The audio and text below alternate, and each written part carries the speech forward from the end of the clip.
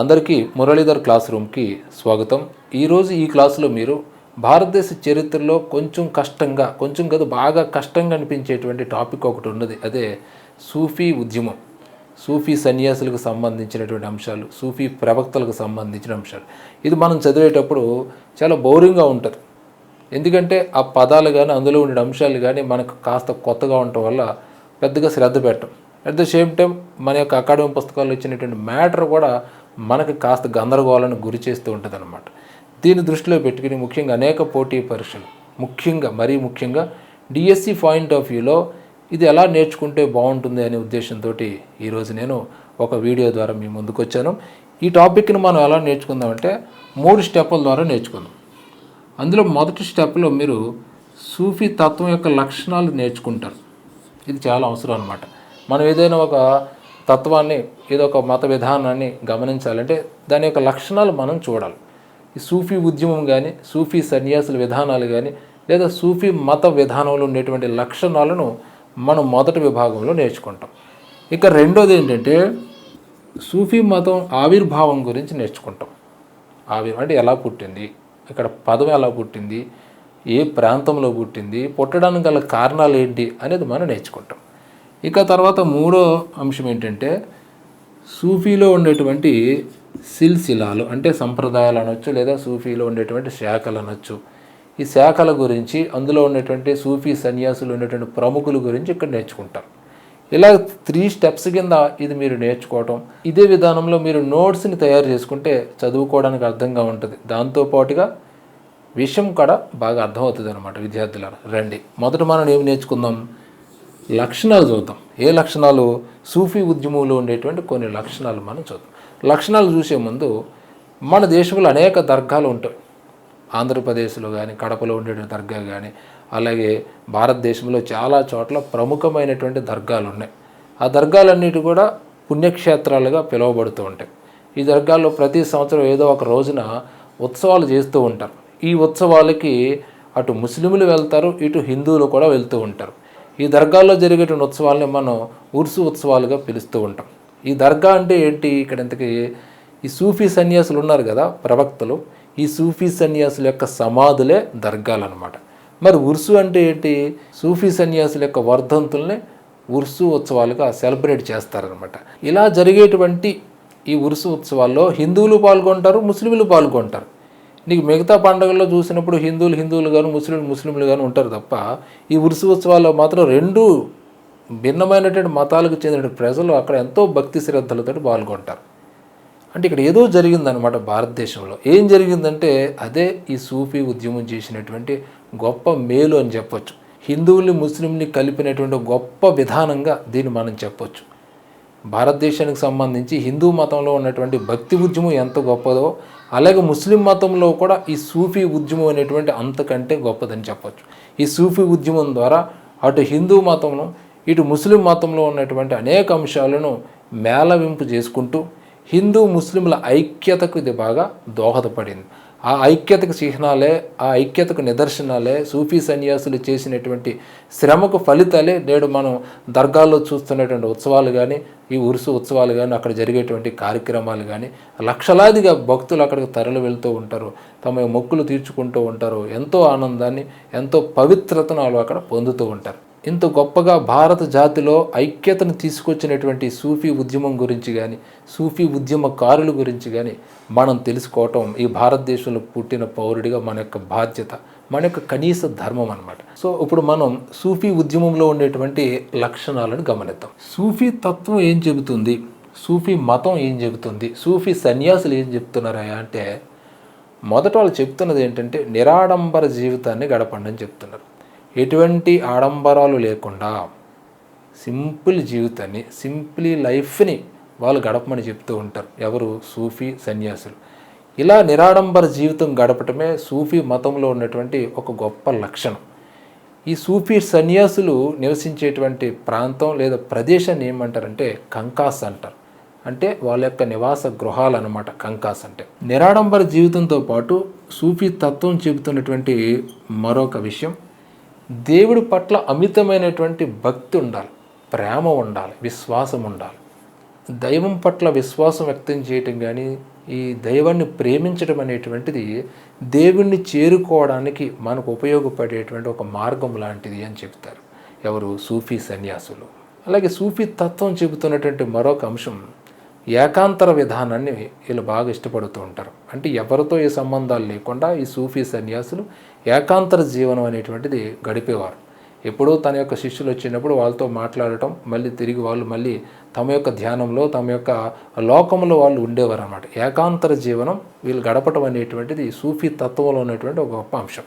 ఈ సూఫీ సన్యాసుల్లో లేదా సూఫీ తత్వంలో ఉన్నటువంటి మరొక అంశం ఏంటంటే, మరొక లక్షణం, వీళ్ళు చాలా వరకు కూడా శాకాహారులు. సాధారణంగా ఇస్లాం మతంలో మనకి శాకాహారం అనేటువంటి చాలా తక్కువ ఉంటుంది. అంటే ఆల్మోస్ట్ అందరూ కూడా మాంసాహారులే. కానీ ఈ సూఫీ సన్యాసులు చాలా వరకు శాకాహారాన్ని ఎక్కువ ఇష్టపడేవారు. శాకాహారమే వీళ్ళు భుజించేవారు అనమాట. ఇక మరొక లక్షణం, వీళ్ళు సంగీతాన్ని గొప్పగా భావించేవారు. గాత్ర సంగీతమైన, వాయిద్య సంగీతమైన ఈ ఆధ్యాత్మిక సంగీతం ద్వారా దైవత్వాన్ని మనం పొందొచ్చు, దైవంలో మనం లీనం కావచ్చు అనేలో భావించేవారు. అందుకే మీకు ఉరుసు ఉత్సవాల్లో కానీ ఇతరత్ర ఉత్సవాల్లో ఈ కచేరీలు అనేటువంటివి బాగా జరుగుతూ ఉంటాయి. ఎందుకంటే ఇవన్నీ అక్కడి నుంచి వచ్చినటువంటివి అనమాట. సూఫీ తత్వంలో ఉన్నటువంటి మరొక లక్షణం ఏంటంటే పశ్చాత్తాపానికి ఎక్కువ ప్రాధాన్యత ఇచ్చేవారు. అలాగే కఠిన నియమాలకు ఎక్కువ ప్రాధాన్యత ఇచ్చేవారు. సూఫీ సన్యాసులు కానీ, ఈ సూఫీ మత విధానం కానీ, సూఫీ తత్వం కానీ ఉలేమాల యొక్క ఆధిపత్యాన్ని వ్యతిరేకిస్తుంటారు వీళ్ళు. ఉలేమాలలు అంటే ఎవరు? ఇస్లాం మతంలో ఉండేటువంటి పూజారి వర్గం అని చెప్పచ్చు. అంటే ఇస్లాంకి సంబంధించినటువంటి సమస్త ఆధ్యాత్మిక అంశాలన్నింటిలో కూడా ప్రచారం చేసేవాళ్ళు, వాళ్ళ గురించి చెప్పేవాళ్ళు ఉలేమాలు. ఈ ఉలేమాల యొక్క ఆధిపత్యాన్ని ఈ సూఫీ సన్యాసులు వ్యతిరేకిస్తుంటారు. అంటే హిందూ మతంలో ఏ విధంగా అయితే పూజారుల యొక్క ఆధిపత్యాన్ని భక్తి ఉద్యమకారులు అందరూ వ్యతిరేకిస్తూ వచ్చారో, అలాగే ఈ ఇస్లాం మతంలో ఉలేమాల యొక్క ఆధిపత్యాన్ని, వాళ్ళ విధానాలను వీళ్ళు గట్టిగా వ్యతిరేకించారు. నిజం చెప్పాలంటే ఈ ఉలేమాల యొక్క విధానాలకు వ్యతిరేకంగానే ఈ సూఫీ ఉద్యమం వచ్చిందని కూడా చెప్పొచ్చు. ఈ సూఫీ తత్వంలో ఉన్నటువంటి మరొక అంశం ఏంటంటే, అటు హిందూ మతంలో ఉన్నటువంటి అనేక అంశాలు, ఇటు బౌద్ధ మతంలో ఉండేటువంటి అనేక అంశాలు కలయిక మనకి సూఫీ తత్వంలో కనపడుతుంటుంది. అంటే హిందూ మతంలో ఉండేటువంటి అనేక విషయాలు, మనం ముఖ్యంగా ఉపనిషత్తుల యొక్క సారాంశం అంతా కూడా మనకి సూఫీ తత్వంలో కనపడుతుంది. అలాగే బౌద్ధ మతంలో ఉండేటువంటి నిరాడంబర జీవన విధానం కానీ, అలాగే సన్యాసం అనేటువంటి విధానం కానీ, ఇతరత్ర చాలా విధానాలు ఈ సూఫీ తత్వంలో మనకి కనపడుతుంటాయి. ఇలాగా ఈ ఇస్లాంలో మనకి, అంటే ఇస్లాం మతంలో ఉన్నటువంటి అంశాలను, అలాగే హిందూ మతంలో ఉన్న అంశాలను, అలాగే బౌద్ధ మతంలో ఉన్నటువంటి అంశాలను, జొరాస్ట్రియన్ మతంలో ఉన్నటువంటి అంశాలను, జైన మతంలో ఉన్నటువంటి అంశాలు, అన్ని అంశాల యొక్క సమగ్ర సారాంశం అంతా కూడా మనకి సూఫీ తత్వంలో కనపడుతుంది అనమాట. అంటే మంచినంతా వీళ్ళు తీసుకుని ఎస్టాబ్లిష్ చేయటం అనేటువంటిది జరిగింది. ఇప్పుడు చెప్పినటువంటి పాయింట్లన్నీ కూడా దేనికి సంబంధించినవి? లక్షణాలకు సంబంధించినవి. నేను చెబుతూ ఉంటే మీరు చక్కగా వింటూ వెళ్ళిపోయారు. అలా కాదు, చక్కగా పాయింట్స్ కూడా రాసుకుంటూ ఉండాలి. అర్థమైందా? ఇక రెండోది ఏంటంటే, మనకి రెండో స్టేజ్లో నేర్చుకోవాల్సిందే సూఫీ తత్వం యొక్క ఆవిర్భావం. ఇందులో 3 సబ్ హెడ్డింగ్స్ ఉంటాయి మనకి. సూఫీ అనేటువంటి పదం ఎట్లా పుట్టింది, అలాగే సూఫీ తత్వం అనేటువంటిది ఎక్కడ, అంటే ఏ ప్రదేశంలో ఆవిర్భవించింది, సూఫీ తత్వం లేదా సూఫీ విధానం అనేటువంటిది ఆవిర్భవించడానికి కారణాలు ఏంటనేది నేర్చుకుంటాం. మొదట సూఫీ అనేటువంటి పదం ఎట్లా పుట్టిందో చూద్దాం. సూఫీ అనేటువంటి పదం సుఫా అనేటువంటి పదం నుంచి, అలాగే సఫా అనేటువంటి పదం నుంచి పుట్టినట్టుగా చెబుతూ ఉంటారు. సుఫా అంటే అర్థం అరుగు అని వస్తుంది. అరుగు అంటే మీరు నేను కూర్చుని సోదుకబులు చెప్పుకుని అరుగు కాదు. ఎటువంటి అరుగు అంటే, ఇక్కడ దాని అర్థం ఏంటంటే, మహమ్మద్ ప్రవక్త అనుచరులు లేదా శిష్యులు ఉంటారు కదా, వీళ్ళు మసీదు వెలుపల మత సమావేశాలు, మత చర్చలు జరుపుకునేటువంటి, అంటే అక్కడ కూర్చొని జరిపేటువంటి అరుగు అనమాట. అది సుఫా అంటే అర్థం. ఇక సఫా అంటే అర్థం ఏంటంటే పవిత్రమైన, శుభ్రమైన మనస్సు అనేటువంటి అర్థం వస్తుంది. కొన్ని సందర్భాల్లో ఉన్ని అని కూడా వస్తుంది అనమాట. ఇది ఈ 2 పదాల నుంచి, అంటే సుఫా కానీ సఫా అనేటువంటి పదాల నుంచే సూఫీ అనేటువంటి పదం పుట్టిందని చెబుతూ ఉంటారు. ఈ సూఫీ అనేటువంటి పదాన్ని జహీజ్ అనే ఉపయోగించాడు. జహీజ్. ఈ జహీజ్ ఎవరంటే ఇరాక్ దేశానికి చెందినటువంటి బస్రా అనేటువంటి ప్రాంతానికి చెందినటువంటి వ్యక్తి జహీజ్. ఇతడే సూఫీ అనేటువంటి పదాన్ని ఉపయోగించాడు మొట్టమొదటి గుండా. సూఫీ అనేటువంటి పదానికి సంబంధించి పోటీ పరీక్షలు రీత్యా మనం బాగా గుర్తుపెట్టుకోవాలి. సుఫా అనేటువంటి పదం దాని యొక్క అర్థం ఏంటి, అలాగే సఫా అనేటువంటి పదం ఏంటి, దాని యొక్క అర్థం ఏంటి, అలాగే సూఫీ అనేటువంటి పదాన్ని ఉపయోగించినటువంటి జహీజ్ ఇతని పేరు కూడా చాలా అవసరం. ఇక ఆ తర్వాత ఈ ఎక్కడ పుట్టిందనేది చూస్తే ఇది సౌదీ అరేబియా దేశాల్లో పుట్టింది. పర్షియా, సౌదీ అరేబియా ఈ ప్రాంతాల్లో ఆవిర్భవించింది. ఎప్పుడు ఆవిర్భవించింది? ఇది 8వ శతాబ్దంలో, క్రీస్తు శకం 8వ శతాబ్దంలో ఇది ఆవిర్భవించింది. 8వ శతాబ్దంలో పర్షియా దేశాల్లో ఆవిర్భవించినటువంటి ఈ సూఫీ 12వ శతాబ్దంలో భారతదేశంలోకి ప్రవేశించింది అనమాట. ఆవిర్భవించడానికి గల కారణాలు మనం చూస్తే సూఫీ సన్యాసులు లేదా సూఫీ తత్వం అనేటువంటిది ఎందుకు వచ్చిందంటే, ఇస్లాం అనేటువంటిది మహమ్మద్ ప్రవక్త బోధనలకు అనుగుణంగా ఉండాలి. ఒకవేళ దానికి వ్యతిరేకం కనుక ఉంటే మహమ్మద్ ప్రవక్త తిరిగి వచ్చి శిక్షిస్తాడు అనేటువంటి ఉద్దేశంతో ఈ సూఫీ విధానం అనేటువంటిది వచ్చిందనమాట. అంటే సూఫీ సన్యాసులు లేదా సూఫీ తత్వం ఆవిర్భవించే నాటికి ఇస్లాంలో ఏదో తేడా జరుగుతుందన్నమాట. అందుకే కదా వాళ్ళు అంటున్నారు కదా, ఏమన్నా ఇస్లాం అనేటువంటిది ఎలా ఉండాలంటున్నారు, మహమ్మద్ ప్రవక్త బోధనలకు అనుగుణంగా ఉండాలి, అట్లా లేకపోతే మహమ్మద్ ప్రవక్త వచ్చి శిక్షిస్తాడు అంటున్నారు. సో అట్లా లేదు కాబట్టే, అట్లా లేదని వీళ్ళు భావించారు కాబట్టే ఆ సందర్భంలో క్రీస్తు శకం 8వ శతాబ్దంలో సూఫీ తత్వం అనేటువంటిది వచ్చింది, ఆవిర్భవించడానికి అదొక కారణమైంది. ఇతరత్ర కారణాలు మనం చూస్తున్నట్లయితే ఉలేమాల యొక్క ఆధిపత్యం ఇందాక మనం చెప్పుకున్నాం. ఈ ఉలేమాలు ఏం చేసేవారంటే, ఇస్లాం మతంలో ఉండేటువంటి ఆధ్యాత్మిక గురువులుగా పేరున్నటువంటి వీళ్ళు తమ స్వార్థానికి దాన్ని ఉపయోగించుకునేవారు. అంటే ఇస్లాంలో ఉన్నదాన్ని కాకుండా వీళ్ళు తమ సొంత పెత్తనాలు చేసేవారు అనమాట. ముఖ్యంగా ఈ ఉలేమాలు అందరూ కూడా నిరంకుశ రాజులకు బాగా సపోర్టుగా ఉండేవారు. సౌదీ అరేబియా ప్రాంతాల్లో వాళ్ళ యొక్క మన్నలను బాగా పొందేవారు.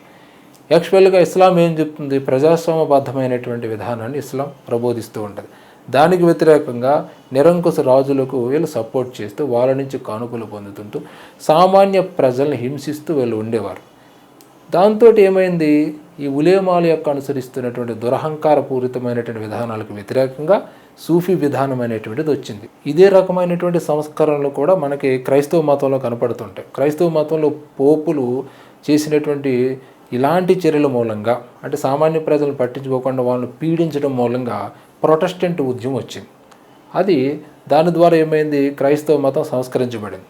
అలాగే హిందూ మతంలో కూడా పూజారుల పెత్తనాలకు వ్యతిరేకంగా ఉద్యమాలు వస్తూనే ఉన్నాయి. తద్వారా హిందూ మతం సంస్కరించబడింది. ఆ రకంగా అది భక్తి ఉద్యమంగా మనం చెప్పుకున్నాం. అలాగే ఇస్లాం మతంలో కూడా ఈ ఉలేమాలు అనేటువంటి ఈ పూజానికి వ్యతిరేకంగా వీళ్ళు చేస్తున్నటువంటి దురహంకారపూరితమైన విధానాలకు వ్యతిరేకంగా ఆవిర్భవించిందే ఈ సూఫీ మతతత్వం లేదా సూఫీ విధానం అనమాట. ఇక దాంతోపాటుగా మరొక కారణం ఏంటంటే, ఇస్లాం అనేటువంటిది 2 వర్గాలుగా చీలిపోవటం. మహమ్మద్ ప్రవక్త మరణం తర్వాత ఇస్లాంలో సున్నీ వర్గీయులు, షియా వర్గీయులు రావటం జరిగింది. ఇందులో షియా వర్గీయులు ఏమన్నారంటే, మహమ్మద్ అనుచరులు అంటే మహమ్మద్ యొక్క వారసులు ఎవరైతే ఉన్నారో వాళ్ళే ఖలీఫాగా ఉండాలని కోరుకోవడం జరిగింది. కానీ సున్నీలు ఏమన్నారంటే, ఈ ఖలీఫాలను ఎన్నుకోవాలి అని చెప్పుకోవడం జరిగింది. అంటే ఈ రకంగా షియాలకి సున్నీలకి గొడవలు అక్కడ రేజ్ అయినాయి అనమాట. ఈ గొడవలు రేజ్ అవటం మూలంగా ఇస్లాంలో వర్గ విభజన అనేటువంటిది ఏర్పడిపోయింది. ఇలా ఏర్పడినటువంటి వర్గ విభజనని ఏకం చేయడానికి, అలాగే సున్నీల యొక్క అంటే సున్నీ మతాన్ని అనుసరిస్తున్నటువంటి వారి యొక్క ఆధిపత్య ధోరణి వాళ్ళ యొక్క విధానాలని తగ్గించడానికి ఈ షియా మతంలో ఉన్నటువంటి కొంతమంది వ్యక్తులు ఈ సూఫీ సన్యాసులుగా మారి సూఫీ తత్వాన్ని తీసుకొచ్చారు. ఈ రకంగా ఇస్లాం మతంలో వచ్చినటువంటి వర్గ విభజనలు, యాక్చువల్గా వర్గ విభజన అనేటువంటిది ఇస్లాం మతం ఎప్పుడూ చెప్పదు, అది సామాజిక సమానత్వాన్ని చెబుతుంది. కానీ ఏమైంది, ఇక్కడ ఇస్లాంలో ఉన్నటువంటి ముస్లిమ్స్ 2 వర్గాలుగా చీలిగిపోయారు. ఆ తర్వాత అనేక వర్గాలుగా చీలిగిపోతున్నారు. ఇస్లాంలో వర్గ విభజన అనేటువంటిది వచ్చేసింది. దీనివల్ల ఏమైందంటే వాళ్ళల్లో ఐకమత్యం అనేటువంటిది లోపించింది. ఎక్కడైతే ఐకమత్యం లోపించిందో అక్కడ ఆ మతం విచ్ఛిన్నం అవటం అనేది జరుగుతూ ఉంటుంది. ఈ వర్గ విభజన ఏదైతే ఉందో దీన్ని నివారించడానికి, ముస్లింల ఐకమత్యాన్ని తీసుకురావడానికి, సంస్కరణలు చేయడానికి ఈ సూఫీ సన్యాసులు ప్రయత్నించారు.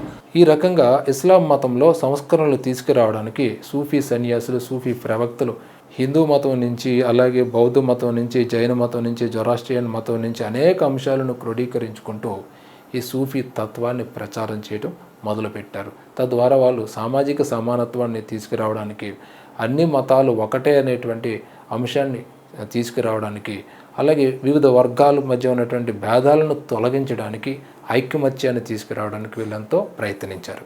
సూఫీ తత్వానికి సంబంధించినటువంటి లక్షణాలు మనం తెలుసుకున్నాం. దాంతోపాటుగా దాని యొక్క ఆవిర్భావం గురించి తెలుసుకున్నాం. ఇక మూడవ స్టేజ్లో తెలుసుకోవాల్సింది ఏంటి? సూఫీ తత్వంలో ఉండేటువంటి వివిధ శాఖలు లేదా సంప్రదాయాల గురించి తెలుసుకోవాలి. చాలా ముఖ్యం అన్నమాట అండి. ఎందుకంటే పోటీ పరీక్షల రీత్యా ఇక్కడ నుంచే ఎక్కువ బిట్లు ఇచ్చే అవకాశం ఉంటుంది. సూఫీ శాఖల్లో ఉండేటువంటి అంశాల నుంచి, సూఫీ తత్వవేత్తల నుంచి, సూఫీ ప్రవక్తల నుంచి ఎక్కువ బిట్లు వచ్చే అవకాశం ఉంటుంది. కాబట్టి చాలా శ్రద్ధగా నేర్చుకోవాలి. అలాగే నోట్స్ను కూడా అదే ఆర్డర్లో మీరు ఫ్రేమ్ చేసుకోవడం అనేటువంటిది చాలా అవసరం.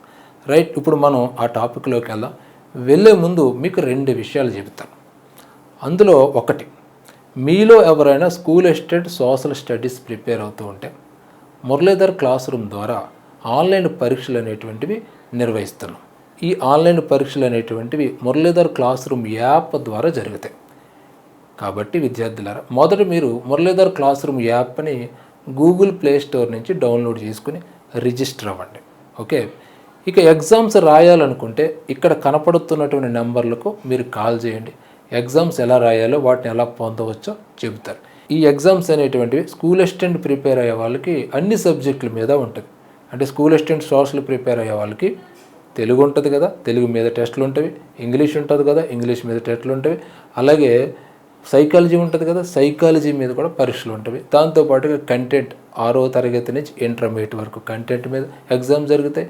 అలాగే మెథడాలజీ, అంటే ఇలా అన్ని రకాల సబ్జెక్ట్స్ని బేస్ చేసుకుంటూ ఈ ఎగ్జామ్స్ అనేటువంటి చాప్టర్ వారీగా ఉంటాయన్నమాట. ఒకరోజు తెలుగు ఉంటుంది, ఒకరోజు ఇంగ్లీష్ ఉంటుంది, ఒకరోజు సైకాలజీ ఉంటుంది, ఒకరోజు ఏమో మెథడ్ ఉండొచ్చు, ఒకరోజు ఏమో కంటెంట్ ఉంటుంది. ఇలాగా ఒక నెలలో అన్ని సబ్జెక్ట్స్ని కవర్ చేసుకుంటూ ఎగ్జామ్స్ అనేటువంటివి మేము నిర్వహిస్తున్నాం. దీని ద్వారా మీకు అటు టెట్ కవర్ అవుతుంది, ఇటు డిఎస్సి కూడా కవర్ అవుతుంది. సో ఈ ఎగ్జామ్స్ని ఉపయోగించుకోండి. డిఎస్సి వరకు కూడా ఎగ్జామ్స్ జరుగుతాయని నేను హామీ ఇస్తున్నాను మీకు. అంటే మీరు ఒక్కసారి కనుక జాయిన్ అయితే డిఎస్సి వరకు మీరు మాతో పాటు ఉండొచ్చు. ఇక దీంతో పాటుగా మీకు ఏదైనా చదివేటప్పుడు కష్టమైనటువంటి అంశం కూడా మేము ఇలా యూట్యూబ్ ద్వారానో లేకపోతే యాప్ ద్వారానో దాన్ని చక్కగా వివరించి మీ కష్టాన్ని చాలా ఈజీగా దాటుకునేటట్లుగా మేము చేస్తామన్నమాట విద్యార్థులారా. So school assistant social studies కనుక మీరు ప్రిపేర్ అవుతూ ఉంటే, ఒక పద్ధతి ప్రకారం ప్రిపేర్ అవుతుంటే, అదే మా లక్ష్యం అని భావిస్తే ఖచ్చితంగా మీకు ఈ మురళీధర్ క్లాస్ రూమ్ యాప్లో జరిగేటువంటి ఎగ్జామ్స్ 100% ఉపయోగపడతాయి. ఓకే, కాబట్టి మీరు చేరండి, ఈ దిగువ నెంబర్లకు కాల్ చేయండి. ఇక రెండో విషయం ఏంటంటే, మీలో చాలామంది ఎస్జిటి ప్రిపేర్ అవుతూ ఉంటారు. మీ మిత్రులు చాలామంది ఎస్జిటి ప్రిపేర్ అవుతూ ఉంటారు. అలాగే మీ మిత్రులు చాలామంది పండిట్లు, స్కూల్ అసిస్టెంట్లు ప్రిపేర్ అవుతూ ఉంటారు. వీళ్ళందరికీ అవసరమైనటువంటి సబ్జెక్ట్ ఏంటి? కామన్ సబ్జెక్ట్ ఏంటి? ఇంగ్లీష్. సో దీన్ని దృష్టిలో పెట్టుకుని ఇంగ్లీష్ కూడా మేము ఆన్లైన్ ఎగ్జామ్స్ అనేటువంటివి నిర్వహిస్తున్నాం. ఈ ఎగ్జామ్స్ అనేటువంటి 3వ తరగతి నుంచి 10వ తరగతి వరకు ఉన్నటువంటి టెక్స్ట్ బుక్స్ గ్రామర్ని బేస్ చేసుకుంటాం. దాంతోపాటుగా ఫండమెంటల్ గ్రామర్ని ఇంటర్మీడియట్ స్థాయి వరకు ఉన్నటువంటి ఫండమెంటల్ గ్రామర్ని కూడా బేస్ చేసుకుంటాం. ఈ ఎగ్జామ్స్ కూడా మీకు డిఎస్సి వరకు ఉంటాయి. సో ఇంగ్లీష్ ఎగ్జామ్స్ అనేటువంటివి ఎక్కువగా రాయటం వల్ల, తరచుగా రాయటం వల్ల, ఎక్కువగా ప్రాక్టీస్ చేయటం వల్ల మీకు అది బాగా వస్తుంది. రేపు ప్రభుత్వ పాఠశాలలో సిబిఎస్ఈ సిలబస్ పెట్టినా లేకపోతే ఇంకో సిలబస్ పెట్టినా మన ఇంగ్లీష్ నేర్చుకోవడం అనేటువంటిది చాలా అవసరం. సో దాన్ని దృష్టిలో పెట్టుకుని మొదటి నుంచి ఒక పద్ధతి ప్రకారం మనం పోతే ఇంగ్లీష్ అంటే భయం పోతుంది. దాంతోపాటుగా మన యొక్క వొకాబులరీ డెవలప్ అవుతుంది. ఈజీగా మన ఇంగ్లీష్ని చేయగలుగుతాం, ఒక నమ్మకం మనకు వస్తుంది విద్యార్థులారు. కాబట్టి నేను ఇచ్చేటువంటి సలహా ఏంటంటే, మీరు ఇంగ్లీష్ ఎగ్జామ్స్ రాయండి. మీరు ఎలా రాయాలి? మొదట మీరు మురళీధర్ క్లాస్ రూమ్ యాప్ని డౌన్లోడ్ చేసుకుని రిజిస్టర్ అవ్వండి. ఆ తర్వాత ఇక్కడ కనపడుతున్న నెంబర్లకు కాల్ చేయండి. ఆ ఎగ్జామ్స్ని ఎలా రాయాలో, ఆ ఎగ్జామ్స్లో ఉండేటువంటి సిలబస్ ఎలా ఉంటుంది అన్నీ కూడా చక్కగా చెప్తారు. దాంతోపాటుగా ఈ ఇంగ్లీష్ విషయంలో మా స్టాఫ్ 24 hours మీకు అందుబాటులో ఉంటారు విద్యార్థులారు. ఏ డౌట్ వచ్చినా మీకు చక్కగా దాన్ని వివరిస్తారు. సో ఇన్ని అవకాశాలు కల్పిస్తుంది మురళీధర్ క్లాస్ రూమ్ మీకు. విద్యార్థులారా, మీ యొక్క పనితనానికి చక్కని మెరుగులు దిద్దేటువంటి బాధ్యత మేము తీసుకుంటాం ఖచ్చితంగా. రైట్, ఇప్పుడు మనం టాపిక్లోకి వద్దాం రండి. ఎక్కడో సౌదీ అరేబియా ప్రాంతంలో ప్రారంభమైనటువంటి ఈ సూఫీ ఉద్యమం మెల్లగా భారతదేశంలోకి ప్రవేశించింది అనే విషయం మనం తెలుసుకున్నాం.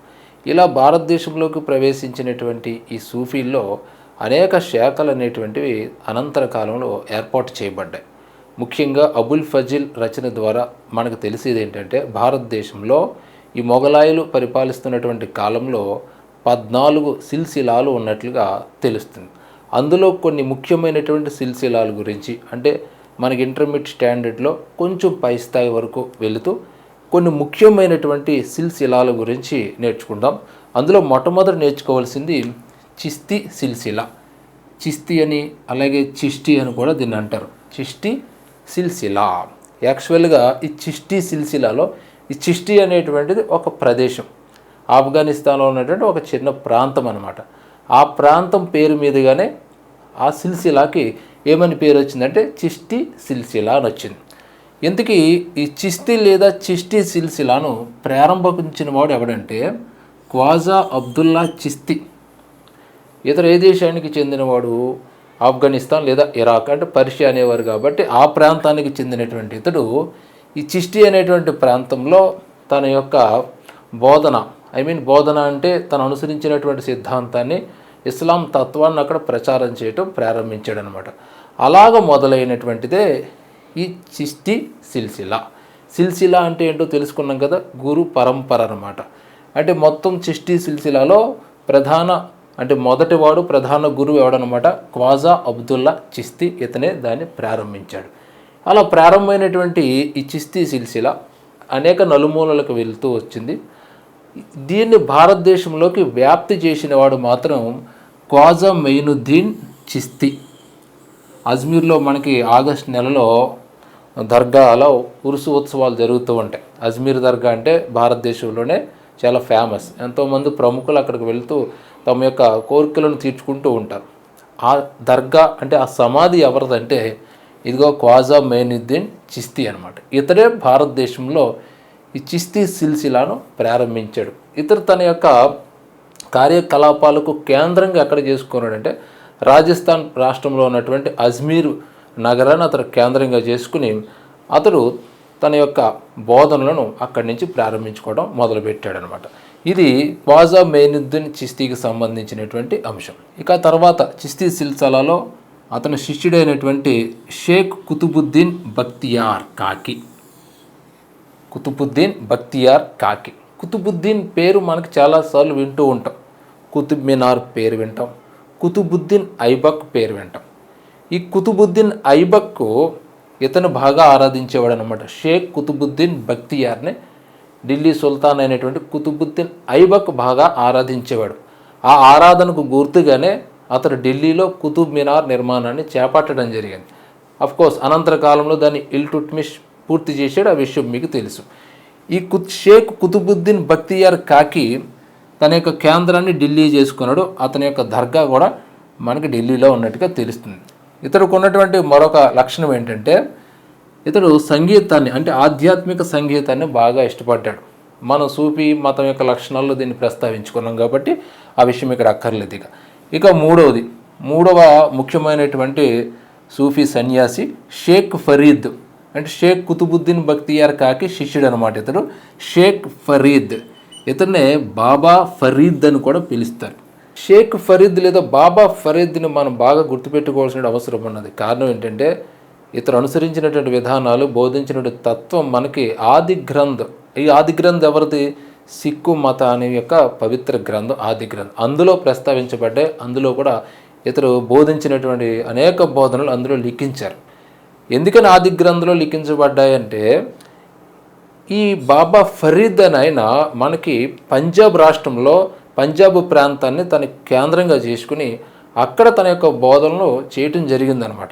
సో అక్కడ బోధనలు అక్కడ ఉన్నటువంటి స్థానికులైనటువంటి సిక్కులను బాగా ప్రభావితం చేశాయి కాబట్టి అతని బోధనలు ఆది గ్రంథంలో లిఖించడం జరిగింది. ఈ బాబా ఫరీద్ కూడా చక్కగా ఆధ్యాత్మిక సంగీతాన్ని బాగా ఇష్టపడేవాడు అనమాట. వీళ్ళందరూ ఆధ్యాత్మిక సంగీతాన్ని బాగా ఇష్టపడేవారు. ఎందుకో మీకు ఆల్రెడీ చెప్పుకోవడం కూడా జరిగింది. ఇక బాబా ఫరీద్కి సంబంధించి తన యొక్క ప్రధాన కేంద్రం తర్వాత అనంతర కాలంలో అతని యొక్క దర్గా ఎక్కడుందంటే పంజాబ్లో ఉంది. పంజాబ్ అంటే మన ఇండియాలో ఉన్న పంజాబ్ కాదు, పాకిస్తాన్లో ఉన్నటువంటి పంజాబ్లో అతని యొక్క దర్గా ఉంది. ఇక తర్వాత అంటే బాబా ఫరీద్ తర్వాత మనం తెలుసుకోవాల్సినటువంటి మరొక సూఫీ సన్యాసి హజరత్ నిజాముద్దీన్ ఆలియా. హజరత్ నిజాముద్దీన్ ఆలియా ఇతడు గురించి మనం బాగా గుర్తుపెట్టుకోవాల్సింది ఏంటంటే 7 ఢిల్లీ సుల్తాన్ల యొక్క పాలనను ఇతడు చూశాడు. ఎంత గొప్ప విషయం అండి. బానిస వంశంలో పాలకుడిని, అలాగే ఖిల్జీ వంశంలో పాలకుల్ని, ఆ తర్వాత తుగ్లక్ వంశంలో తొలి పాలకుల్ని చూశాడు అనమాట. అంటే బానిస వంశానికి చెందినటువంటి బాల్బన్ నుంచి జియావుద్దీన్ తుగ్లక్ వరకు కూడా సుమారు 7 యొక్క చక్రవర్తుల యొక్క ఢిల్లీ సుల్తాన్ యొక్క పాలనను అతను చూడగలిగాడు. ఎవరతను? హజరత్ నిజాముద్దీన్ ఆలియా. ఇతని యొక్క దర్గా లేదా కేంద్రం ఎక్కడ ఉందంటే ఘజియాపూర్, ఢిల్లీలో ఉన్నటువంటి ఘజియాపూర్లో ఇతని యొక్క దర్గా ఉంది. ఈ హజరత్ నిజాముద్దీన్ ఆలియా చక్కగా యోగాభ్యాసం చేసేవారంట. అంటే యోగాసనాలు చేయటం, యోగముద్రలో ఉండటం, ఇలాంటివన్నీ కూడా ఇతడు చేసేవాడు. ఇతడు తర్వాత హజరత్ నిజాముద్దీన్ ఆలియా తర్వాత అతని శిష్యుడైనటువంటి షేక్ నసీరుద్దీన్ చిరాగ్ ఇతడు అనమాట. షేక్ నసీరుద్దీన్ చిరాగ్, చిరాకు కాదు చిరాగ్. ఈ చిరాగ్ లేదా షేక్ నసీరుద్దీన్ ఈ పేరు ఎలా వచ్చిందంటే చిరాగ్-ఈ ఢిల్లీ అని ఇతను పిలుస్తారు. చిరాగ్-ఈ ఢిల్లీ అంటే ఢిల్లీ యొక్క వెలుగు అని అర్థం అనమాట. ఈ చిరాగ్-ఈ ఢిల్లీ యొక్క శిష్యులు ఎవరంటే అమీర్ ఖుస్రో, గేసుదరాజ్, అలాగే సలీం చిస్తి. ఈ అమీర్ ఖుస్రో, గేసుదరాజ్, సలీం చిస్తి ముగ్గురు కూడా సూఫీ సన్యాసులే. అయితే అమీర్ ఖుస్రో ఆయన సూఫీ సన్యాసి అయినా కానీ అతను గొప్ప పండితుడు, గొప్ప కవి. అతనికి సంబంధించిన రచనలు చాలా కీలకం అనమాట. అంటే ఢిల్లీ సుల్తానుల గురించి తెలుసుకోవాలన్నా, అల్లావుద్దీన్ ఖిల్జీ గురించి తెలుసుకోవాలన్నా, ఆ తర్వాత తుగ్లక్ల పాలన గురించి తెలుసుకోవాలన్నా కూడా ప్రధానమైనటువంటి ఆధారాల్లో ఈ అమీర్ ఖుస్రో రచించినటువంటి రచనలు చాలా కీలకం అనమాట. వాటి గురించి కూడా తెలుసుకోవటం చాలా అవసరం పోటీ పరీక్షల రీత్యా. ఎందుకంటే మనకి ఇంటర్మీడియట్ స్టాండర్డ్ ఖచ్చితంగా వెళ్ళాలి కాబట్టి. సో అమీర్ ఖుస్రో సూఫీ సన్యాసి అని తెలుసుకున్నాం. అతడు కవి, పండితుడు. ఇతనిలో ఉన్నటువంటి మరొక ముఖ్యమైన లక్షణం 6 ఢిల్లీ సుల్తానుల పాలనని ఇతడు చూశాడు. అమీర్ ఖుస్రో కూడా ఇందాక ఎవరో 7 అనుకున్నాం కదా, ఆ 7 పాలన చూసినటువంటి సూఫీ సన్యాసి ఎవరో కామెంట్ పెడుతూ ఉండండి మీరు. ఈ 6 ఢిల్లీ సుల్తాన్లలో ఇతడు బానిస వంశానికి సంబంధించిన వాళ్ళని, ఖిల్జీల్ని, అలాగే తుగ్లక్లకు సంబంధించినటువంటి చక్రవర్తుల్ని ఇతను చూడటం జరిగింది. అంటే వాళ్ళ పరిపాలనా కాలంలో ఇతడు ఉన్నాడు, వాళ్ళ ఆస్థానంలో కూడా ఇతను ఉండేవాడు అనమాట. ఇతని యొక్క రచనలు చూస్తే అషీక ప్రతి పదం కూడా మనకు రావాలి. ఎందుకంటే ఇవి అరబీ భాషా పదాలు కాబట్టి మనకు కాస్త తెగమగ్గా ఉంటాయి. అదే మా పిల్లల్లో ముస్లిం పిల్లలు ఎవరైనా ఉంటే వాళ్ళకి ఈజీగానే అర్థమవుతుంది అని నేను అనుకుంటున్నాను. మరి నిజమవుతుందో నాకు తెలియదు, మీరు కామెంట్ పెడితే తెలుస్తుంది.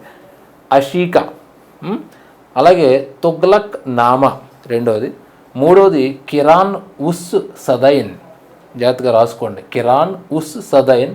అలాగే 4వది మిఫ్తా ఉల్ ఫుతూ నుహ్ సిఫిర్ 5వది. 6వది తారిక్ ఈ అలాయి. ఇందులో ఒక మంచి గ్రంథం ఉంది అషీక. ఇది ఎలాంటి గ్రంథం అంటే దేవదాసు పార్వతి లేక ఒక లవ్ స్టోరీ అనమాట ఇది. ఇందులో 2 లవర్స్ ఉంటారు. అందులో అమ్మాయి పేరు దేవల్ దేవి, అలాగే అబ్బాయి పేరు ఖజీర్ ఖాన్. ఈ లవ్ కూడా ఎలాంటిదంటే లేటెస్ట్ లవ్ స్టోరీ లాంటిది అనమాట. అమ్మాయి ఏమో హిందువు, అబ్బాయి ఏమో ముస్లిం అనమాట. ఈ ఖజీర్ ఖాన్ ఎవడు కొడుకు అంటే అల్లావుద్దీన్ ఖిల్జీ కొడుకు, అంటే చక్రవర్తి కొడుకు. ఓకే, మరి దేవల్ దేవి ఎవరు? గుజరాత్ పాలకుడైనటువంటి కర్ణదేవుని కుమార్తె. చూడండి ఎంత గొప్ప విషయం. అంటే అప్పట్లోనే మంచి మంచి లవ్ స్టోరీలు ఉన్నాయన్నమాట కదా. వీళ్ళిద్దరి మధ్య జరిగినటువంటి లవ్ స్టోరీని ఒక దృశ్య కావ్యంగా చక్కగా ఇతడు అమర్చాడు. ఎవరైనా అమీర్ ఖుస్రో ఇందులో అషీకా అనేటువంటి గ్రంథంలో. ఇక తుగ్లక్ నామా, కిరాన్ ఉస్ సదైన్, మిఫ్తా ఉల్ ఫుతూ, నుహ్ సిఫిర్, తారిక్-ఈ అలాయి. ఇందులో తారిక్-ఈ అలాయి అనేటువంటిది అల్లావుద్దీన్ ఖిల్జీ యొక్క పరిపాలన సంస్కరణల గురించి తెలియజేస్తుంది. ఇక తుగ్లక్ నామా అనేటువంటిది తుగ్లకుల పాలన, ఇతరత్ర అంశాల గురించి తెలుపుతూ ఆనాటి కాలానికి సంబంధించిన సమస్త విషయాలను కూడా ఈ గ్రంథాల ద్వారా మనం తెలుసుకోవచ్చు. అంటే చరిత్రకారులకి అప్పటి చరిత్రకు సంబంధించిన అనేక విషయాలు తెలుసుకోవడానికి ఈ అమీర్ ఖుస్రో రచించినటువంటి రచనలు ఎంతగానో ఉపయోగపడుతున్నాయి. ఇది చాలా కీలకం, ఇది బాగా నేర్చుకోండి. ఇక తర్వాత మన సూఫీ సన్యాసుల్లోకి వస్తే ఈ షేక్ నసీరుద్దీన్ చిరాగ్ యొక్క శిష్యుల్లో ముఖ్యమైనటువంటి వాళ్ళలో ఒకడు గేసుదరాజ్. గేసుదరాజ్కి మరొక పేరు బందా నవాజ్ మహ్మద్ హుస్సేన్. ఇతనికి ఎందుకంత ప్రాధాన్యత ఉన్నది అంటే ఈ సూఫీ మతం అంతా కూడా సూఫీ బోధనలు అన్నీ కూడా ప్రధానంగా ఉత్తర భారతదేశానికి సంబంధించినవే. ఢిల్లీ కానీ, పంజాబ్ కానీ, ఉత్తరప్రదేశ్ కానీ, బెంగాల్ కానీ ఈ ప్రాంతంలోనే ఎక్కువగా అవి ఎస్టాబ్లిష్ అయ్యాయి. అయితే ఈ గేసుద రాజు ఈ సూఫీ మత బోధనలను కిందకి తీసుకొచ్చాడు. కిందకంటే ఎక్కడికి? దక్షిణ భారతదేశానికి, అంటే కర్ణాటకకి ఇతడు తీసుకురాగలిగాడు. కర్ణాటకలో ఉన్నటువంటి గుల్బార్గా ప్రాంతమే ఇతనికి ప్రధానమైనటువంటి కేంద్రం. ఈ గుల్బార్గా నుంచే ఇతడు తన యొక్క సూఫీ తత్వాన్ని ఆ పరిసర ప్రాంతాలకు, అక్కడ ఉండేటువంటి ప్రజలకు చెప్పడం జరిగింది. ఇంతకీ ఇతడు గుల్బార్గాకి ఎందుకు రావాల్సి వచ్చింది? ఎందుకంటే అప్పటి వరకు ఉన్నటువంటి సూఫీ సన్యాసులు అందరూ కూడా ఉత్తర భారతదేశంలో ఉన్నారు కదా. ఈయన ఎందుకు వచ్చాడు? మత ప్రచారం కోసం వచ్చారంటారా, లేకపోతే ఇతరత్ర కారణాలు ఏమైనా ఉన్నాయా అంటే ఇతరత్ర కారణాలే ఉన్నట్టుగా మనకు తెలుస్తుంది. ఆ కారణం ఏంటంటే తైమూరు దండయాత్రలు. ఈ తైమూరు దండయాత్ర వల్ల ఏమైందంటే ఈ సూఫీ సన్యాసి ఎవరు? గేసుద రాజు తన శిష్య గణంతో జాగ్రత్తగా అతడు ఎక్కడికి వచ్చేసాడంటే కిందకి గుల్బార్గా ప్రాంతానికి రావడం జరిగిందనమాట. అది కారణం. షేక్ నజీరుద్దీన్ చిరాగ్ శిష్యుల్లో గేసుద రాజు తర్వాత మరొక ముఖ్యమైనటువంటి వ్యక్తి సలీం చిస్తీ. ఈ సలీం చిస్తీ అక్బర్ కాలానికి చెందిన వ్యక్తి. అక్బర్ కాలానికి చెందిన వ్యక్తే కాదు, అక్బర్ కూడా ఎక్కువగా ఆరాధించినటువంటి వ్యక్తి, ఎక్కువగా అభిమానించినటువంటి వ్యక్తి సలీం చిస్తీ. అభిమానం ఎంతవరకు పోయిందంటే ఇతని పేరే తన కుమారుడికి పెట్టుకున్నాడు అనమాట. ఎవరు? అక్బర్. అక్బర్ కుమారుడైనటువంటి జహంగీర్ అసలు పేరేంటి? సలీం. ఈ జహంగీర్కి సంబంధించి కూడా ఒక లవ్ స్టోరీ ఉంది, సలీం అనార్కల్ అని. సరే, అది వేరే విషయం, పక్కన పెట్టండి. ఈ సలీం అంటే ఎవరన్నమాట ఇక్కడ? జహంగీర్. జహంగీర్కి ఆ పేరు ఎందుకు పెట్టారు అక్బరు? ఇతని మీద ఉన్నటువంటి అభిమానం. ఎవరు? సూఫీ సన్యాసి అయినటువంటి సలీం చిస్తీ మీద ఉన్నటువంటి అభిమానం. ఈ సలీం చిస్తీ తన యొక్క ప్రధాన కేంద్రం ఎక్కడ ఉందంటే ఉత్తరప్రదేశ్లో ఉన్నటువంటి ఫతేపూర్ సిక్రీ. అక్బరు కూడా తను ఏదైనా దండయాత్రలకు పోయినా, ఏదైనా ఇతరత్ర ప్రాబ్లమ్స్ ఉన్నప్పుడు ఫతేపూర్ సిక్రీ వెళ్ళి ఆ గురువు గారిని సందర్శించుకుని అతను బోధనలను స్వీకరించి ఆచరించేవాడు అనమాట. అంటే అతను ఎప్పుడైనా డిప్రెషన్ లోనైనప్పుడు, చక్రవర్తులు ఎప్పుడైనా ఇబ్బందులు ఉన్నప్పుడు గురువుగారి దగ్గరికి పోయి మోటివేషన్ పొందేవారు అనమాట. అట్లాగే అక్బరు ఎక్కువగా అభిమానించేవాడు అతన్ని. తర్వాత టాపిక్లోకి వెళ్ళే ముందు కొన్ని ప్రశ్నలు అడుగుతాను మిమ్మల్ని, ఎందుకంటే అసలు మీరు పాట వింటున్నారో లేదో నాకు తెలియదు కదా. అజ్మీర్ అనేటువంటి ప్రాంతాన్ని కేంద్రంగా చేసుకున్నటువంటి సూఫీ సన్యాసి ఎవరు? పెట్టండి, మీరు కామెంట్ రూపంలో పెడుతూ ఉండండి. అలాగే ఫతేపూర్ సిక్రీని కేంద్రంగా చేసుకున్నటువంటి సూఫీ సన్యాసి ఎవరు? ఏ సూఫీ సన్యాసి యొక్క బోధనలు సిక్కుల పవిత్ర మత గ్రంథమైనటువంటి ఆది గ్రంథంలో లిఖించబడ్డాయి? పెట్టండి, కామెంట్ పెడుతూ ఉండండి మీరు. ఏ సూఫీ సన్యాసి 7 ఢిల్లీ సుల్తానుల పాలనా కాలాన్ని చూసినాడు? పెట్టండి, మీరు కామెంట్ రూపంలో పెడుతూ ఉండండి. అలాగే 6 ఢిల్లీ సుల్తానుల కొలువులో పనిచేసినటువంటి గొప్ప పండితుడు ఎవరు? దాంతోపాటుగా అషీకా అనేటువంటి ఒక ప్రేమ కావ్యాన్ని రచించింది ఎవరు? పెడుతూ ఉండండి కామెంట్లను. కామెంట్లు పెడుతున్నారు కదా. సరే, చిస్తీ సిల్సిలా తర్వాత మనం నేర్చుకోవాల్సింది సుహ్రవర్ది సిల్సిలా. ఈ సుహ్రవర్ది సిల్సిలాని ఎవరు ప్రారంభించారనేది మొదట తెలుసుకుంటే, ఇరాన్ దేశానికి చెందినటువంటి, అంటే పర్షియా దేశానికి చెందినటువంటి షేక్ షహాబుద్దీన్ సుహ్రవర్ది. షేక్ షహాబుద్దీన్ సుహ్రవర్ది.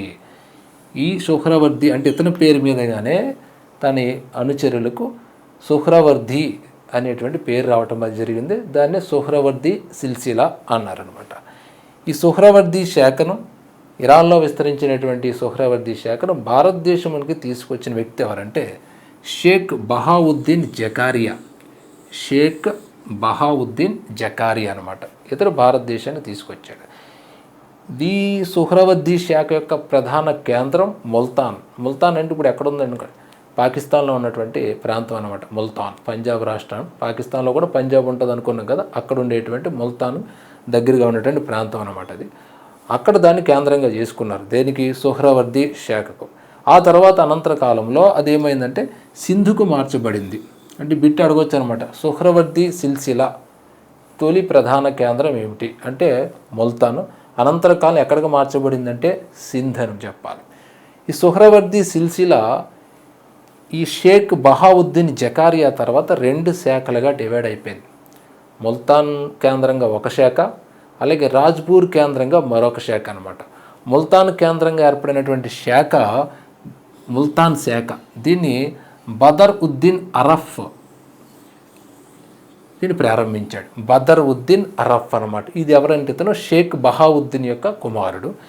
ఇక ఉచ్ శాఖ, ఇది రాజ్పూర్ కేంద్రంగా ఏర్పడింది అనుకున్నాం కదా. ఈ ఉచ్ శాఖ సయ్యద్ జలావుద్దీన్ సురక్ బుఖారీ.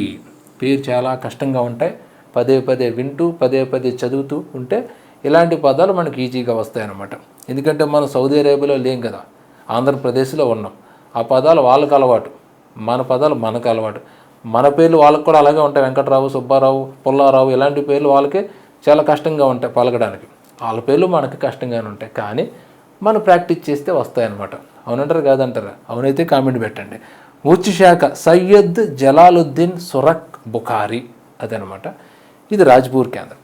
ఇక ఈ సుహ్రవర్దీల యొక్క విధానాలు కానీ వాళ్ళు అనుసరించినటువంటి సిస్టమ్స్ కానీ మిగతా సూఫీ సన్యాసులకి, మిగతా సూఫీ తత్వానికి చాలా భిన్నంగా ఉంటుందన్నమాట. సూఫీ తత్వం ఏం చెప్తుంది? నిరాడంబర జీవితం, ఎవరి నుంచి కూడా ఎటువంటి కానుకలు తీసుకోకూడదు, ఇలాంటి లగ్జరీ లైఫ్ని దూరంగా ఉండాలనేటువంటివి సూఫీ సన్యాసులు, సూఫీ తత్వం అంతా చెబుతూ ఉంటారు. దానికి పూర్తి ఆపోజిట్ ఈ సుహ్రవర్దీ సిల్సిలా అనమాట. వీళ్ళ విధానాలు కనుక మనం ఒకసారి పరిశీలించినట్లయితే అందులో ఒకటి, వీళ్ళు పాలకుల యొక్క మన్ననలు బాగా పొందేవారు. వాళ్ళు ఏదన్నా కానుకలు ఇస్తున్నా కూడా చాలా బాగా తీసుకునేరు అనమాట. అంటే పాలకులు అంటే చక్రవర్తులు, ఆ రాజ్యాన్ని పరిపాలిస్తున్నటువంటి పెద్ద పెద్ద నాయకులు ఎవరైతే ఉంటారో పాలకులు, వాళ్ళు మన్నలను పొందడానికి ప్రయత్నించేవారు. దాంతోపాటుగా వాళ్ళు ఇచ్చేటువంటి కానుకలు కూడా స్వీకరించేవారు. ఇక రెండోది ఏంటంటే, పేద ప్రజల్ని కానీ సామాన్య జనాన్ని కానీ వీళ్ళు ఎప్పుడు పట్టించుకోలేదు. ఎందుకంటే మొదట అన్నాను కదా, లగ్జరీ లైఫ్ని బాగా అనుసరించేవారు అనమాట. వీళ్ళు తమ యొక్క కేంద్రాల్లోకి ఎవరిని రానిచ్చేవారంటే ఉన్నత వర్గాలకు చెందినటువంటి వ్యక్తుల్ని, బాగా డబ్బులున్న వాళ్ళని. బాగా డబ్బులున్న వాళ్ళు వస్తే ఏం చేస్తారు? మంచి మంచి కానుకలు ఇస్తారనమాట. అలాగే ఉన్నత వర్గాల వాళ్ళని మాత్రమే రానిచ్చేవారు. ఈ సిల్సిలాలో ఉన్నటువంటి మరొక ప్రధాన విధానం ఏంటంటే, కఠినమైనటువంటి ఉపవాసాలను వీళ్ళు తిరస్కరించేవారు. లగ్జరీ లైఫ్ చేసేవాళ్ళు కఠినమైన ఉపవాసాలు ఎందుకు చేస్తారు చెప్పండి? అంతే కదా, తిన్నామా పడుకున్నామా తెల్లారిందా అన్నట్టుగా ఉండేదన్నమాట వీళ్ళ పనేమో. అప్పట్లో కఠినమైనటువంటి ఉపవాసాలకు వీళ్ళు వ్యతిరేకులు, అంత ఉపవాసాలు అక్కర్లేదన్నట్టుగా ఉండేదన్నమాట. ఎప్పుడు లగ్జరీ లైఫ్ని బాగా డబ్బున్న వాళ్ళని ప్రోత్సహిస్తూ వాళ్ళ నుంచి బాగా మన్ననలు పొందుతూ ఉండేవారు అనమాట. ఇది సుహ్రవర్దీ సిల్సిలాకు సంబంధించినటువంటి అంశం. ఆ తర్వాత మరొక ముఖ్యమైనటువంటి సిల్సిలా నక్షాబందీ సిల్సిలా. నక్షాబందీ సిల్సిలా దీన్ని ఇరాన్లో ప్రారంభించిన వాళ్ళు ఎవరంటే ఖ్వాజా పీర్ మహ్మద్. ఖ్వాజా పీర్ మహ్మద్.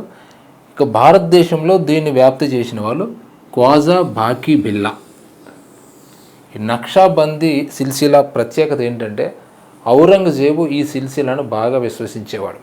కారణం లేకపోలేదు. ఈ సిల్సిలా వాళ్ళు ముఖ్యంగా పరిషత్ న్యాయ విధానాన్ని బాగా అనుసరించారు. దాంతోపాటుగా ఇతర సిల్సిలాలు, చిస్తీ సిల్సిలాలు ప్రవేశపెట్టినటువంటి సంస్కరణలు, అంటే ఇస్లాం మతంలో ప్రవేశపెట్టినటువంటి సంస్కరణలు ఏదైతే ఉన్నాయో సిల్సిలాలు, వాటన్నింటినీ కూడా ఈ నక్షాబందీ సిల్సిలా వ్యతిరేకించింది. అదొక్కటి సరిపోతుంది ఔరంగజేబు దీన్ని ఎందుకు అనుసరించాడని చెప్పడానికి. సరే, అది పక్కన పెడితే నక్షాబందీ సిల్సిలా తర్వాత మనం గమనించవలసినటువంటి మరొకటి ఖాద్రీ సిల్సిలా.